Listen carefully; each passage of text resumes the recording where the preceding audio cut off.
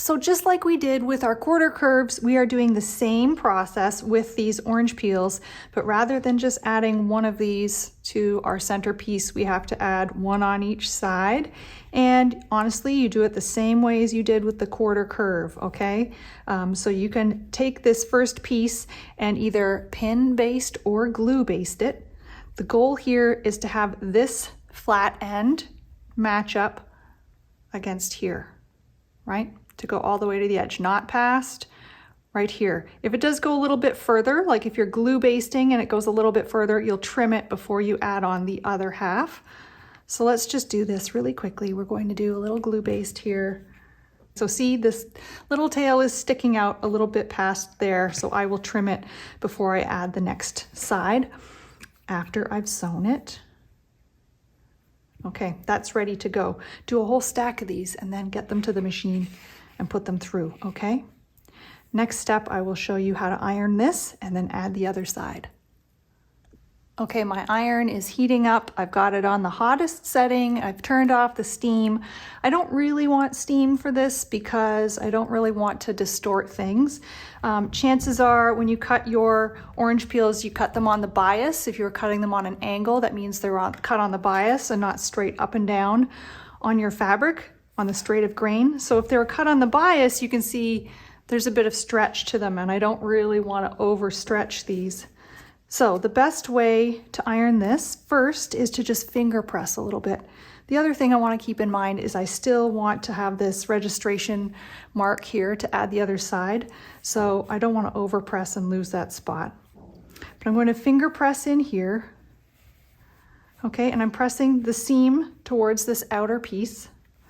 That's the way it wants to fall.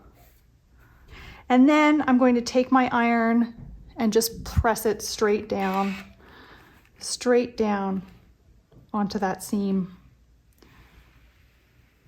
I'm not stretching my fabric too much. I might take this point and hold a little bit to keep it nice and straight here.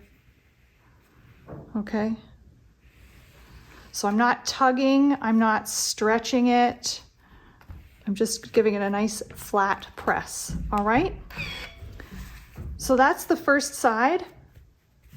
It should be fairly square. It might be a little wonky, and that's okay. If you're using the templates, you may need to trim off all the way around the edges to make it the right size.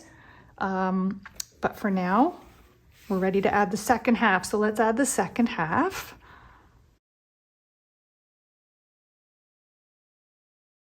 So before I add the second piece here, I want to make sure that I trim off. If there's any overage here, you trim that off. You can do it with a rotary cutter or scissors. I'm eyeballing it. I'm feeling a little wacky. That one is lined up nicely. Okay, so I'm trimming off any little, what would be considered dog ears for this block. All right, and then I've still got the crease there in the center, and I'm going to line this piece up just like we did with the other one. And again, I want to make sure that these points are lined up nicely here, like so, okay? And again, I'm going to use my pin. Whether I'm pinning or glue basting, this piece needs to line up all the way over on this side against the blue. So you're not going here, you want to go all the way to the edge, right there, okay? So I'll put a pin in there. Just for fun, I'm going to pin baste this one instead of glue basting, even though I prefer glue basting. And then this one, I'll put this end piece here, line that up, and then add my pins along the way. And then we'll be doing the same thing. We'll stitch at 1/4 inch and press the seam towards this outer piece, okay?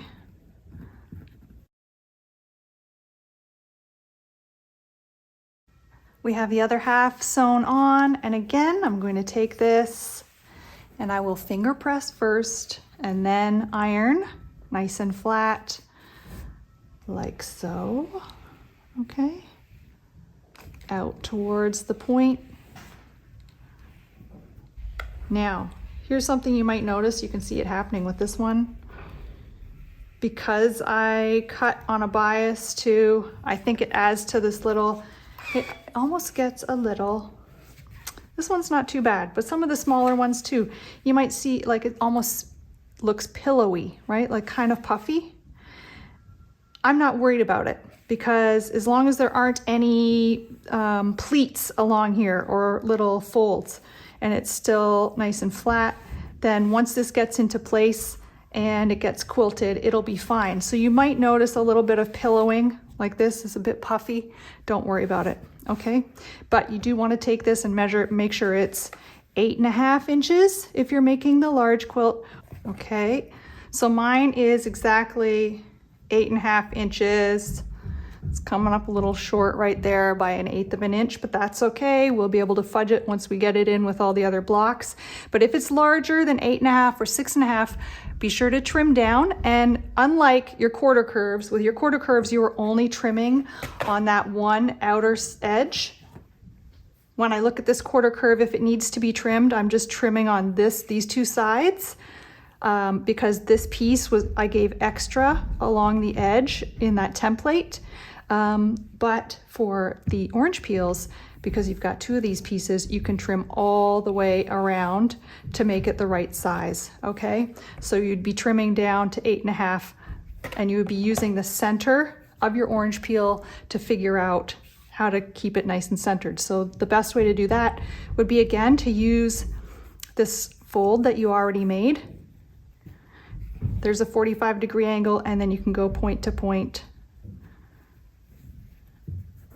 finger press a little bit, and then you'll get the center. And that way you know where to line up your 45-degree angle on your ruler to trim down.